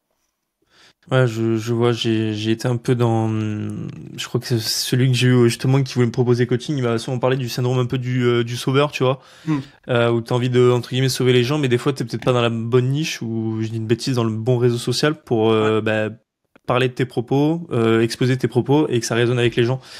Et des fois, ouais, c'est vrai que putain, créer sous l'eau, je pense que c'est le pire en vrai. Parce que tu cries dans une forêt, il y a peut-être quelqu'un qui peut t'entendre, tu vois. Mais vraiment créer sous l'eau, c'est vrai que c'est le dernier cas où le cas extrême, tu te dis en fait t'es pas dans le bon endroit ou quelque chose comme ça quoi. Ouais. Et t'es pas entendu en fait. Du coup t'as une expertise, mais comme beaucoup de coachs dans le milieu du coaching sportif, c'est un enfer. C'est ultra saturé. Les gens ont toujours le même discours, sont pas différenciables, et du coup, en fait, ils se retrouvent à dire la même chose, et du coup, en fait, ils s'épuisent à créer du contenu, tester des stratégies, etc., pour finalement pas être entendu, tu vois, et que les autres, c'est frustrant, tu vois, genre tous les gens vont voir des concurrents qui sont moins bons, des influenceurs, etc., et tu dis mais putain, mais ce mec-là il raconte n'importe quoi, ça me fait chier quoi, ça me casse les couilles parce que moi je sais que j'ai de l'expertise, j'ai des études scientifiques, etc., mais je sais pas, ça colle pas, tu vois. Et donc du coup il y a une douleur, tu vois, et donc une fois que t'as compris cette douleur, après plus simple. Et justement pour revenir un peu à cette partie de parler aux gens, de donner de la valeur, tu as souvent parlé on va dire de persuasion sans forcer. Ouais. À quel moment un marketeur ou un formateur ou un créateur ou un entrepreneur n'importe qui vend un produit ou une entreprise doit apprendre à, on va dire, à lâcher prise sur cette partie-là de persuasion et pour à quel point on va dire la persuasion elle doit être dans la stratégie de contenu et versus genre juste donner de la valeur et faire retranscrire le maximum d'émotions positives quoi. Quand tu arrêtes de vendre et quand tu vois que ça marche pas, tu vois. Il y a un truc que j'aime beaucoup moi utiliser, c'est la réactance, tu vois. La réactance c'est par exemple imaginons je suis vegan. Je veux te convaincre à devenir vegan à ton tour. Si je te dis achète, arrête de bouffer de la viande, teste, ouais, voilà. arrête de bouffer de la viande, sale tueur d'animaux, ça va que te conforter dans l'idée que les végans sont des connards et que tu n'as pas envie de changer de mode alimentaire, tu vois. Donc en gros, j'ai essayé de te persuader et j'ai essayé de te convaincre et ça n'a pas fonctionné, tu vois. Parce que derrière, j'étais dans le trop, ok. Mais avec une approche beaucoup plus smooth, beaucoup plus lisse et beaucoup plus détendu, ça pourrait marcher. Je t'invite chez moi, très simple, je te fais un bon burger, je te dis rien du tout, je fais un truc de malade, et je te dis tiens, goûte le burger, tu goûtes, tu dis oh il est trop bon, tu sais que la viande là, que tu viens de manger, c'est pas de la viande animale, c'est un truc végétal que j'ai acheté à Lidl, tu vois. Et là du coup ça te perçoit, ça te convainc entre guillemets de te dire ah oui il y a des alternatives, en vrai l'alternative elle est pas dégueu, tu vois. Et donc, je t'ai convaincu, entre guillemets, ou du moins, j'ai mis une graine dans ta tête, sans forcer, sans rien faire, tu vois. Je t'ai juste montré une alternative, tu vois. Le fameux show, don't tell. Très important. Dis pas que t'es bon, dis pas que t'es le meilleur ou quoi que ce soit, ou alors, montre que t'as de l'assurance dans ce que tu fais, mais surtout, montre-le avec des résultats et montre-le, justement, avec ta posture, tu vois. Ça sera beaucoup plus pertinent que dire, moi, je sais pas, j'ai n'importe quoi, je suis le meilleur coach sportif du monde, de toute façon, vous allez voir, c'est trop bien. Enfin, tu vois, tu comprends un peu ce que je veux dire? Ouais, totalement, ouais. Et du coup, dans l'autre côté, on va dire, du côté du consommateur, est-ce que tu penses que les gens devraient, on va dire, un peu plus s'éduquer en tant que consommateur sur un peu, justement, le côté éthique ou non des marques, ou est-ce qu'on doit juste mieux comprendre, mieux apprendre à les comprendre de nous-mêmes d'un point de vue, on va dire, à acheter leurs produits parce que ça apporte vraiment une plus-value? En fait, si tu veux, pour moi, cette polarité du bien et du mal, je l'aime pas trop parce qu'en fait, il n'y a pas de bon et de mauvais camp, tu vois. Les marques, elles font du marketing, ça reste du marketing, tu vois. Que ce soit utilisé en jouant sur la détresse des gens ou quoi que ce soit, c'est du marketing, d'accord. C'est aux gens, comme tu l'as dit, de s'éduquer à ça. Et pour moi, le levier le plus efficace pour contrer ça, c'est justement de se renseigner sur tout ce qui est biais cognitif. Comprendre comment on est influencé, comprendre tu vois, tout ce qui est biais de confirmation, tous ces effets-là, en fait, qui influencent toute notre vie, nos prises de décision. Ça, c'est hyper important. Donc, c'est jamais de la faute d'un industriel si les gens sont obèses. C'est la faute des gens. Parce que derrière, en fait, c'est eux qui prennent la décision et qui mettent le paquet de chocobons dans le caddie et qui décident de le faire 3 fois dans la semaine, tu vois. Ah ouais, ça C'est les gens, en fait. C'est une sorte de Bon. responsabilisation des gens, en fait, tu vois. Et ça, c'est un problème que j'ai. On a toujours tendance à aller chercher la petite bête vers les autres, mais pas vers soi. externe à un problème interne, en fait, tu vois. Le grand méchant industriel qui rend les gens obèses. Puis les vendeurs de tabac qui donnent le cancer. Bon, pour le tabac, c'est différent parce qu'il y a un mécanisme d'addiction. Donc c'est un peu, c'est limite. C'est comme si je te vendais un truc qui te rendait dépendant et je te dis, c'est dangereux pour ta santé, fais attention, frérot. Bon. Ouais, le sucre, tu vois, même si, bon, c'est différent quand même, ça attaque plus vite que le sucre, mais je vois ce que tu veux dire. C'est vrai que les gens, c'est dur à faire amener aux gens parce qu'en fait, encore une fois, c'est aller à l'encontre, on va dire, du cerveau, tu vois, de rester dans son confort. Et une fois que t'as amené ce confort dans ta vie et plus tu le laisses dans ta vie, plus ça va être dur de l'enlever, tu vois. C'est un peu, pour moi, c'est proportionnel. Et du coup, ça fait que, clairement, les gens, en fait, veulent toujours, on va dire, entendre ce qu'ils veulent entendre, mais pas ce qu'il faut qu'ils entendent. Et c'est la même chose, tu vois, pareil avec la bouffe. Et même moi, tu vois, j'ai des comportements indirectement addictifs que quand je vais dans un supermarché, ça m'arrive de craquer sur un Coca zéro, alors qu'avant peut-être que je craquais facilement sur un Coca Cherry et tout. Donc certes, il y a le côté un peu aspartame et tout, donc ça à définir si vraiment il y a moins de sucre. Mais peut-être que ça déclenche dans mon cerveau une définition, on va dire, sucrée de la chose, mais qui est peut-être un peu moins nocive, on va dire, sur ma quantité de sucre ingéré. Quoi. Et puis ça reste à déculpabiliser aussi, tu vois, genre boire ton Coca zéro. Moi j'ai un pack de Fanta zéro, tu vois. Pourtant, je suis sensibilisé au sport, à la nutrition, etc. Est-ce que ça nuit à ma santé? Non, pas du tout, parce qu'en fait, il y a une notion d'équilibre et de ratio, tu vois. En fait, c'est ça, en fait, le truc, c'est que on a tendance, c'est ça le vrai problème que les gens, tu me disais, tu vois, trouver des signaux pour montrer, chercher des gourous, et des problèmes qui se foutent de ta gueule. C'est les personnes qui utilisent des storytelling toujours plus alambiqués, entre guillemets, et surtout des gens qui cherchent toujours un grand méchant sur qui taper. Le coach sportif qui dit, ouais, les industriels se foutent de votre gueule, vous mangez mal parce que si, parce que ça, les chocobons, c'est dangereux. Non, frérot, un paquet de chocobons, ça va pas te buter. Ce qui te tue, c'est l'excès. Comme l'excès de conneries, comme l'excès d'eau, comme l'excès de tout. Le poison, c'est ça, en fait. Le poison, c'est toujours la quantité, c'est pas la chose en elle-même. Exactement, tu vois. Et du coup, en fait, on a réussi à faire, mais même moi, tu vois, quand j'étais en STAPS, je passais ma vie à culpabiliser tout le temps pour rien. J'arrivais, je me calais, je buvais une petite bière avec mes potes. Ah ça y est, putain, ça y est, je me fous dans la merde, je vais crever. Tu vois, genre. Et puis même maintenant, des fois, ça m'arrive en étant conscient de ça m'arrive de manger des tartines de Nutella ou quoi que ce soit, et je me dis, mais putain, ça y est, je suis une merde, je vais niquer toute ma prépa Ironman, je foire tout, et alors que pas du tout, en fait, pas du tout. Mais c'est juste que à force de toujours montrer et taper sur un grand méchant, ça te programme, tu sais, par une sorte de raccourci mental. Tu vois, genre tu dis, il y a un problème, c'est pas bien, donc du coup tu dis, ce que je fais c'est pas bien, et du coup en fait les mecs qui auto-sabotage quoi. C'est de l'auto-sabotage. Mais comme pour tout, pour le business, etc., il n'y a pas de méchant, entre guillemets. Le seul méchant, c'est vos croyances et vous. Tu vois, donc, voilà. Ça, encore une fois, pareil aux croyances limitantes, etc. Enfin, tout est, pour moi, tout est lié, tu vois. C'est comme dans le cerveau que tu disais, tu vois, t'en touches un, tu touches l'autre indirectement, de manière inconsciente. Et concernant justement un peu cette partie biais cognitif, si tu pouvais donner, on va dire, une bébé définition du biais cognitif pour ensuite qu'on en parle un petit peu sur notamment les biais cognitifs assez classiques qu'on connaît tous, quoi. Ouais. En fait, un biais cognitif, je vais faire simple. Il faut savoir que notre cerveau, il prend des décisions de manière inconsciente. 95% du temps. Je vais faire un exemple. Si je te demande de prendre un objet devant toi, par exemple, je prends mon shaker, tu prends un truc devant toi, tu le ramènes à ton visage, t'as à aucun moment conscientisé l'action. T'as pas conscientisé le fait de contracter tes muscles, de serrer tes mains, de ramener à ton visage, etc. Ça s'est fait automatique. Et donc, tes décisions, elles sont prises automatiquement aussi, basées sur des heuristiques. Les heuristiques, c'est des indices, tu vois. Genre, t'es dans le supermarché, l'heuristique, c'est le carton rouge qui te dit promotion. Donc l'heuristique, c'est-à-dire, ah tiens, carton rouge, promotion, et donc du coup, ça va t'aider à prendre des décisions, tu vois. Et donc, en fait, ces heuristiques, dans 95% du temps, elles te permettent de prendre des décisions rapides, inconscientes, et donc de gagner du temps et de l'énergie sur des processus plus complexes, tu vois. Mais dans certains cas, ces heuristiques, ils sont biaisés.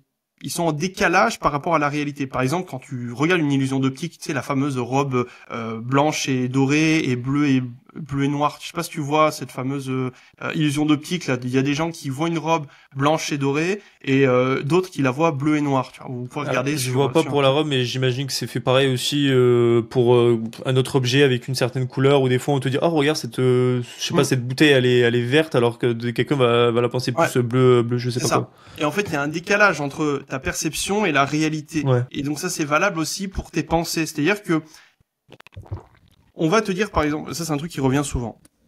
On va te dire, notamment chez les filles, vous êtes pas bonnes en mathématiques, c'est comme ça, vous êtes meilleures pour les travaux manuels ou je sais pas quoi, tu vois. Et donc une gamine, on lui répète ça toute sa vie dans sa tête, ok ? On lui répète ce message, elle va penser que elle est pas bonne en mathématiques et donc elle sera in fine pas bonne en mathématiques. Donc en fait, ce biais-là, il a induit une sorte d'impuissance acquise tout au long de sa vie qui l'a empêché, s'il faut, de faire des grandes études en mathématiques appliquées à Harvard ou quoi que ce soit, à cause de cette croyance, à cause de ce biais cognitif, tu vois. Et des biais, il en existe plus de, je crois, 150, 200. Ah ouais, et les comprendre, c'est permettre d'avoir une sorte de longueur d'avance sur ce monde-là. Et donc de réfléchir avec les deux spectres pour trouver, on va dire, ce qui te correspond le mieux, tu vois. Et la plupart du temps, on réfléchit, on va dire, qu'avec un spectre, mais quand tu connais ce biais cognitif, tu réfléchis de l'autre côté, t'as un meilleur, on va dire, avis, on va dire. C'est plus nuancé, c'est ça, c'est plus un biais, c'est une nuance. C'est pour te rapprocher de la réalité, en fait. Tu as un biais cognitif, c'est finalement une erreur de raisonnement de pensée. Le conscientiser, c'est permettre de te dire, ok, je suis conscient que ce biais cognitif, il existe. Maintenant, je vais apporter de la cohérence et donc, je vais être beaucoup plus lucide sur ma situation. Par exemple, dans l'entrepreneuriat, je vais te donner un exemple. Beaucoup d'entrepreneurs veulent faire les choses à leur sauce et pensent que ce qu'ils font, c'est génial et qu'ils sont trop forts et que ci et que ça. Il y a un biais qui est très fort et qui est valable pour tous les domaines, c'est l'effet Dunning-Kruger. C'est-à-dire qu'on est très mauvais à estimer notre niveau de compétence, qu'on soit bon ou pas bon. Les bons vont penser qu'ils sont moins bons que la moyenne. Par exemple, les meilleurs de la classe, tu leur dis, t'as eu combien au bac, tu vas avoir combien à cette matière, et ils vont dire, ah, je sais pas, je vais avoir 7, 8, ils ont 18. C'est le fameux truc frustrant en mode à chaque fois ils sous-estiment. Et à l'inverse, ceux qui sont mauvais, ils vont dire, ah, moi j'ai eu 17, c'est bon, j'ai tout pété, ils vont se taper un 2, tu vois. On est extrêmement mauvais pour évaluer notre niveau de compétence dans l'entrepreneuriat, dans le sport, etc.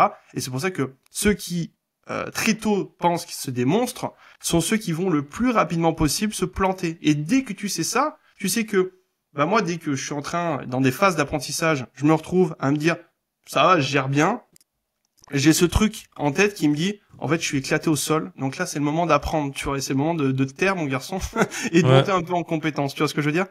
Non, ouais, totalement, ouais, je le capte là, tu vois, parce que j'ai énormément de connaissances en musculation et en nutrition, tu vois, mais avec la prépa marathon, j'ai pris un gars qui est devenu mon pote et que j'ai vu sur mon podcast, qui fait un Ironman, justement, qui est très fort, et ben, t'as des comptes à rendre à quelqu'un qui est plus fort que toi, qui te comprend mieux peut-être que tu te comprends toi, parce que bah, peut-être que toi tu te serais fait des séances un peu moins hard ou peut-être trop hard, et du coup tu aurais pas eu la gestion de la blessure, de l'effort et des EF et tout le tralala qu'on connaît dans la course à pied. Et c'est vrai quoi, ce biais-là, tu vois, je pense que je l'ai eu trop souvent, on va dire, avec une prise de conscience par la suite, quand tu veux vraiment passer au next level. Mais c'est encore une fois les gens de se dire, il faut que je passe au level suivant, tu vois, genre j'ai tout testé en nourriture, du coup j'ai trop de connaissances, et pourtant physiquement t'arrives jamais à changer. Et du coup, bah, tu passes par, potentiellement tu devrais passer par une alternative de diététicien ou diététicienne, tu vois. Et là, bah, bim, ça change, tu vois. Là, moi, je vais passer sur un coaching musculation d'un collègue, alors que je sais très bien coacher les gens, parce que j'arrive à comprendre les gens, parce que j'arrive à les pousser un peu plus dans leur retranchement, mais pas trop non plus, comparé à eux, ce qu'ils auraient fait à la mano de leur côté. Et du coup, bah, c'est là où tu vois en général des progrès. Et je sais très bien que je vais avoir des progrès avec la personne qui va m'accompagner. Donc, ouais, je comprends ce biais. Et d'ailleurs, concernant les biais cognitifs, tu peux vite fait en citer 3 qu'on connaît tous, et peut-être un que tu estimes sous-coté, que les gens n'utilisent, enfin que les gens n'ont pas assez conscience, ou peut-être les marques ou les créateurs, j'en sais rien. Je dirais le biais de confirmation qui est pas mal, le fameux cherry picking, c'est-à-dire, tu vois, genre par exemple si demain je te dis, je sais pas, en ce moment il y a la mode du biohacking, il y a plein de techniques ou quoi que ce soit, tu vas vouloir, tu sais, on va dire ouais, je sais pas, par exemple, faire de la méditation, c'est génial pour ta santé mentale, etc. Donc ce que tu vas faire, c'est que toi, tu vas chercher que des informations qui vont confirmer cette croyance, tu vois. Ok. Et ça, c'est le problème. C'est que, globalement, ce que je conseille aux gens, moi, ce que je fais de mon côté, c'est que dès que je suis face à une nouvelle croyance, je vais dans le sens des mecs qui survendent cette méthode, tu vois, vraiment pousser le truc. Et au contraire, je vais voir les détracteurs, tu vois, ceux qui me disent, non, ça c'est de la merde parce qu'il y a ça, parce qu'il y a ça, tu vois. Et vraiment, comme ça, je creuse les deux points et j'ai une sorte de vision plus lucide du truc, tu vois. Le biais de confirmation, il est très très fort. Il y a quoi d'autre? Il y a le rasoir d'Anlon aussi qui est pas mal. Tu sais, genre on a tendance à toujours attribuer, enfin je vais te lire la citation, c'est ne pas attribuer à la méchanceté ce que la bêtise suffit à expliquer.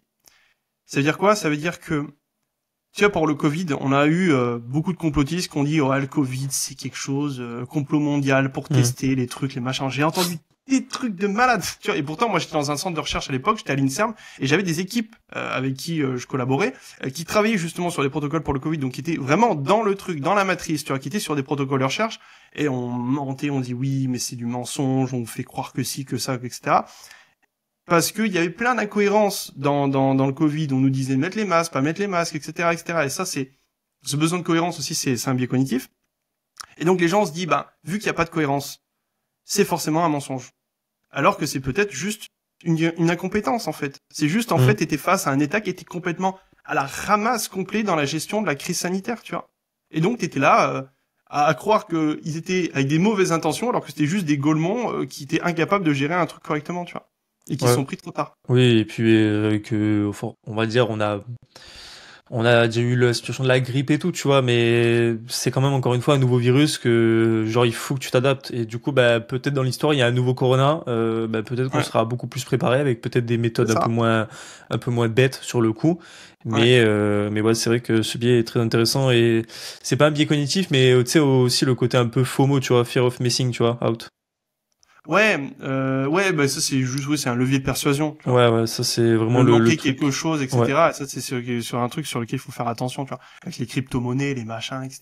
T'as toujours cette envie d'aller chercher ce shiny object, tu vois, alors que généralement c'est du flan, tu vois. Donc oui, ça joue Ouais, aussi, tu enfin du flan ou pas du flan, tu vois, juste en fait tu te perds. Si vois. tu sens une opportunité, quelque chose qui peut aussi te passionner quoi que ce soit, tu vois, moi la course à pied, j'ai toujours dit je ne ferai jamais de course à pied.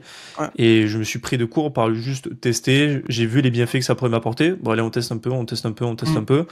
J'avais d'autres confirmations qui faisaient qu'il fallait que je me mette un peu à la course à pied et après je suis tombé un peu amoureux de la course à pied, du process et voilà quoi. Mais je me serais pas pris. Il faut avoir aussi le biais de se dire il y a la course, il y a la muscu, Ouais. je peux Mais tu faire vois, Ironman, je peux faire ça. Mais en fait tu peux pas faire les quatre trucs en même temps, tu vois. Sinon c'est tu vas ça. te blesser ou tu vas être dégoûté, tu vois. Genre je me suis focus sur le marathon, j'ai diminué la muscu drastiquement. Mais non c'est l'inverse. Genre je vais courir un tout petit peu par semaine pour garder la condition, mais je vais repush à fond la musculation pour préparer un Exactement. Aerox avec du Ouais. temps, parce que c'est la logique des choses, tu vois. Mais il y en a, ils poussent hard sur les deux choses en même temps, quoi. Mais ils sont à voir. Et ce que quand je dis c'est du flan, c'est surtout en fait que ça t'éloigne de ton objectif actuellement. C'est Genre, ça. tu veux monter ton business, tu veux trouver des clients, qu'est-ce que tu fous sur des formations de crypto-monnaie ou d'investissement Ouais, immobilier, ou tu à te préparer un Ironman de 13 heures par semaine d'entraînement, alors que t'as envie d'avoir, de développer peut-être un peu tes revenus pour pouvoir te permettre après de vois. te Ouais, payer une c'est ça. prépa Ironman dans les meilleures conditions possibles. Ouais.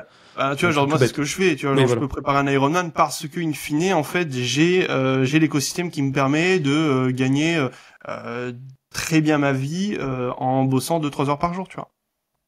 Ouais, voilà. Et du coup, de pouvoir te concentrer pleinement, encore une fois, à mettre de l'intensité dans ce que tu as envie de faire pour te sentir après épanoui par la suite et te dire, bah voilà, j'ai réussi à Hum, lier les deux, un Ouais. travail pro que je fais à mon compte et une partie Ironman ou d'être en CDI 35-40 heures et de concilier cette partie-là avec des horaires stricts, etc. et un life, enfin, une vie un peu routinière pour amener Hum, aussi à un côté Ironman où c'est quand même beaucoup d'entraînement et du dévouement, des sacrifices et de faire des concessions.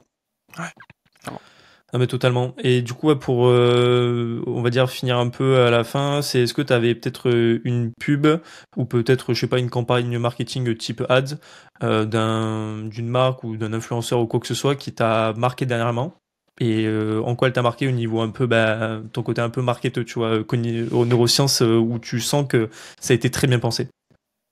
Je réfléchis. Alors, je regarde plus la télé, donc du coup, il y Ouais, a un on biais là-dessus partira où plus je suis sur plus YouTube ou quoi que confronté ce à soit. ces publicités. Je regarde un petit peu où je trouve qu'il y a des campagnes de génie qui sont mises en avant. Euh, pff,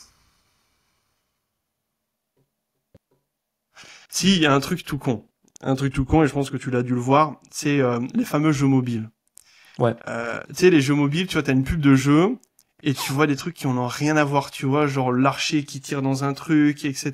Enfin, tu sais, genre, tu vois, ça crée un truc, et puis quand tu télécharges le jeu, ça n'a rien à voir par rapport à ce qui était prévu, tu vois. Mais quand même, t'as quand même téléchargé le jeu, tu vois. Et je trouve que ces jeux mobiles sont très très forts pour créer une sorte d'incohérence dans le cerveau pour te dire, putain, faut que je teste, ou tu vois, genre, il y a quelque chose qui se passe, qui te pousse à télécharger une application éclatée, tu sais que ça va pas du tout être le même jeu, et je trouve que ça marche extrêmement bien. Et il y a un autre effet, justement, qui est joué dans les jeux en ligne aussi, c'est cet effet un peu de frustration, où tu vois un mec qui joue au jeu, il fait de la merde, tu vois, il fait n'importe quoi, et tu sais que toi, de ton côté, tu pourrais faire bien mieux sur cette partie, et du coup, ça crée une sorte de frustration chez toi, de dire, ah putain, mais le mec il fait n'importe, moi il faut aller à gauche, mais non, il faut aller à droite, et non, tu fais n'importe, fais pas ça, tu vois, et donc tu vas télécharger le jeu parce que t'as une sorte de, un biais de surconfiance, tu dis, bah c'est bon, moi je suis meilleur que lui, donc je vais télécharger le jeu, et bamos, tu vois. Et ça marche extrêmement bien, tu vois. Je sais pas si t'as eu une passe jeux vidéo plus PlayStation, etc. Mais c'est vrai que moi à l'époque, je me tapais à chaque fois le jeu que je voulais, type un peu histoire. Ouais. Je regardais le let's play de A à Z. Et c'est pas que je trouvais que le mec était nul, mais il avait forcément en plus, on va dire, un style de jeu assez posé pour justement montrer le jeu. Et toi, t'as juste envie d'un truc, Ouais. c'est de tryhard à fond, tu vois. Et Ouais. du coup, tu te Alors, lances, ou pareil, tu regardes Gotaga à l'époque sur Call of, et tu te dis, oh, il a fait ça et tout comme truc, je vais le faire après. Du coup, je me mais à jouer, du coup, j'augmente mon temps de jeu, en plus d'augmenter mon temps sur YouTube, tu vois. clairement. Et c'est vrai, quoi. Ah ouais, c'est vrai que les jeux vidéo sur ça sont extrêmement forts et pouah, il y a tellement de, je pense, d'études à faire là-dedans. Faudrait que je regarde s'il y a des études par rapport à ça, parce que je pense avec le temps, PlayStation 2, tout ça, ils ont dû en faire. Mm. Mais c'est vrai que ouais, les jeux, c'est quand même très, c'est là où tu peux vraiment voir l'humain dans ses émotions les plus intenses pour en faire je sais pas, des statistiques, des Non, mais KPI, j'en c'est sais rien. sûr, c'est hyper intéressant. Tu vois, le jeu vidéo sur la partie cognitive, etc., c'est incroyable. Tu vois, genre il y a beaucoup de travaux de ce côté-là, même qui créent des plasticités, etc. On a vu qu'il y a beaucoup de jeux vidéo, même tous, créent des plasticités, des adaptations sur les prises de décision, etc., qui sont supérieures par rapport à d'autres personnes. Tu vois. Clairement, ouais, le stress du jeu vidéo sera Mm, différent d'un Call of Duty vs, je sais pas, mm, d'un jeu je dis une bêtise, un jeu Sonic ou quoi que ce soit, tu vois. mm. C'est pas le même Ouais, stress. ouais. Clairement, en plus, notamment le côté un peu violent qui rajoute forcément de la stimulation enfin, neurodopamine ou quoi que ce soit. Mm. Donc voilà, bah écoute, en vrai, c'était un épisode très intéressant. Pour finir, avant de forcément que tu nous donnes un peu tes réseaux sociaux pour te retrouver, est-ce que tu as un livre ou peut-être une ressource que tu recommanderais aux gens pour un peu comprendre la psychologie humaine, psychologie influence, etc. Bon, moi, j'allais dire, je l'ai à côté, tu vois, influence et manipulation, mais je le trouve assez, je dirais pas abstrait, mais Ouais. peut-être pour quelqu'un qui veut vraiment se mettre dans le truc petit à petit, tu vois, quelque chose d'assez assez Je vais te simple à lire. décevoir, mais j'ai pas grand-chose. Ok, Influence et manipulation, je trouve qu'il aborde les choses de manière assez concrète. Euh, Il y a un bouquin qui n'existe plus, qui n'est plus accessible, mais c'est la Bible du marketing underground de Tugan Bara, qui est cool. ok, Bon, c'est le premier bouquin marketing que j'ai lu qui m'a donné envie de faire du business un peu sombre, parce que ouais, c'est cool, tu vois, parce que tu utilises justement ces leviers, les faux mots, etc. C'est très fort. Sinon, pour les nerds, pour ceux qui ont envie vraiment de creuser ce point-là, t'as la cognition. Juste, ok, c'est du neurone à la société, je crois qu'il s'appelle le bouquin, qui est très technique, par contre, extrêmement technique, mais par contre, ça relate l'ensemble des connaissances actuelles sur le point de vue neurosciences, et c'est très très puissant, quoi. ok, intéressant. Et petite dernière question, si tu avais un conseil par rapport à ton expérience que tu donnerais à une marque ou à un créateur, on va dire, pour utiliser les neurosciences de manière éthique et performante, en liant, on va dire, les deux, tu vois, de pas juste vendre pour vendre, mais d'avoir quand même ce côté où tu donnes vraiment de la valeur de manière éthique. Sur quoi il faudrait jouer? Est-ce que c'est vraiment le fait de donner et rien entendre en retour au début ou Pour moi, c'est comprendre l'autre, Ok, te mettre dans la tête de ta cible, de ses besoins, de ses envies, de comprendre ses frustrations, de comprendre ce qui la pousse à l'achat, de comprendre pourquoi elle se lève le matin, de comprendre pourquoi elle a la boule au ventre le soir, de comprendre en fait toute sa vie. Une fois que tu as compris en profondeur à qui tu t'adresses, derrière ton message, il est plus impactant parce que tu sais. comment communiquer, tu sais comment l'aider, tu sais comment finalement lui apporter des ressources pour l'aider à avancer, tu vois. Ouais, et du coup, le côté éthique est encore mieux si enfin, si tu le fais de manière forcément, on va dire bienveillante, quoi, que c'est juste pour donner du positif, tout en percevant un peu, bah, forcément un aspect financier, mais où tu sens qu'il y a du donnant-donnant, quoi. Ouais. Si tu sais, moi je vais juste rebondir là-dessus sur le côté éthique, comme ça on pourra terminer sur une note un peu plus ouverte en termes de réflexion. De ouf. L'éthique ou pas éthique, pour moi on s'en fout, dans le sens où si t'es persuadé que t'es capable d'aider la personne et que tu sais que tu peux l'aider, que t'as des ressources pour l'aider, tu peux utiliser n'importe quel levier de persuasion. Parce que au fond, tu sais que tu peux l'aider et des fois les gens ils ont juste besoin d'un petit coup de pouce, un petit coup de pied aux fesses.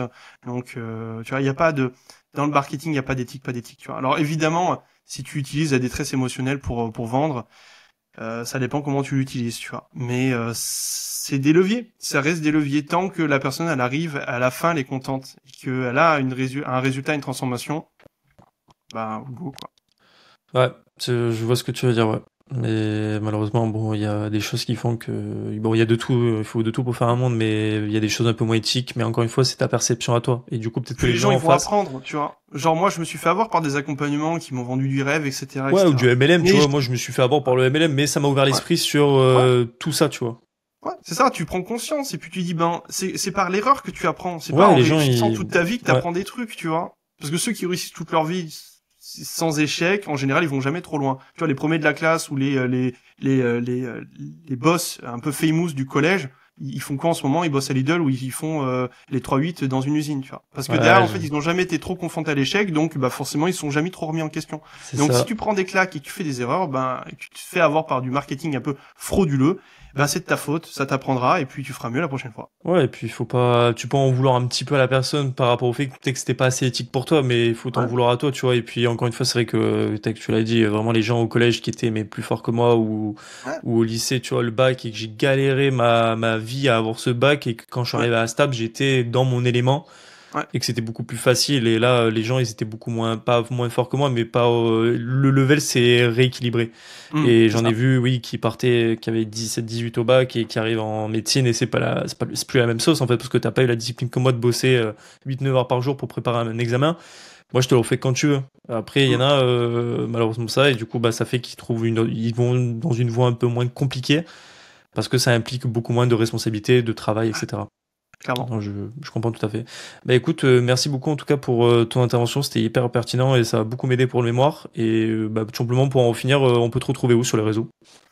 Bah, LinkedIn, c'est bien, non?